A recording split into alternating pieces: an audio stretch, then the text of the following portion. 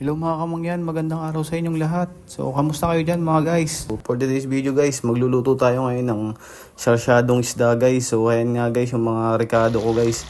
So, ayan, pinirito ko na nga po agad yung isda dyan guys. Merong tilapia, saka yung tuktukin na tinatawag sa amin yung isda na yan guys. So, ayan, makikita nyo naman guys, tinusta ko ng konti yan guys. So, matapos nga pala guys lutuin, ayan na po pala yung ating pansahog sa ating sarsyado.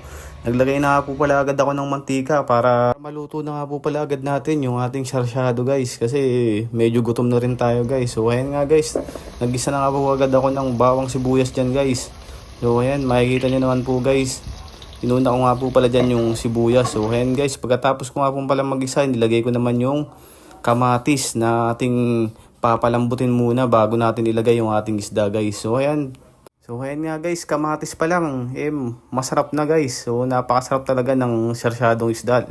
Lalo na kapag dabis yung nagluluto. Ayan nga guys, hinalo ko na nga po pala ng hinalo yung kamatis na yan guys. And guys, medyo malambot na nga po pala dyan sa part na yan, yung ating kamatis guys. So ayan, pero patuloy ko po pa rin yung hinahalo para mas lalong lumambot pa guys. So ayan nga guys, maya maya lang ilalagay na natin yung ating isda na guys pang sahog natin. So ayan nga guys, nilagay na nga po pala natin yung tatlong isda po natin na pang sahog po sa ating sarsyado. Pagkatapos po niyan, nilagyan ko naman po ng tubig para nga pala guys magkasabaw yung ating sarsyado guys. So ayan nga guys, nilagyan ko na nga rin po pala yan ng pampalasa. So ayan guys, makikita niyo naman po sa video. So ayan, medyo maya maya lang is kukulo na yan guys para malambot lalo yung ating kamatis. So ayan nga guys, sa part na yan, hinalo-halo pa nga yan guys, ni Mendoren yung mga yan guys. So ayan, makikita nyo naman, nakakatakam yung ating nilulutong sarsyado. So ayan nga guys, nilagay na nga po pala natin dyan yung itlog na ating pangsahog sa ating sarsyado.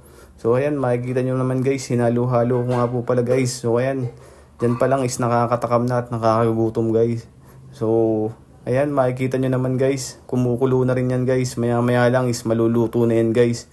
Siyempre, titikman natin yung lasa dyan kung napakasarap talaga. So ayan, makikita nyo naman guys, goods na yan guys. So kanin na lang dyan yung kulang. Ayan guys, hanggang dyan na lang po muna guys ang ating video guys.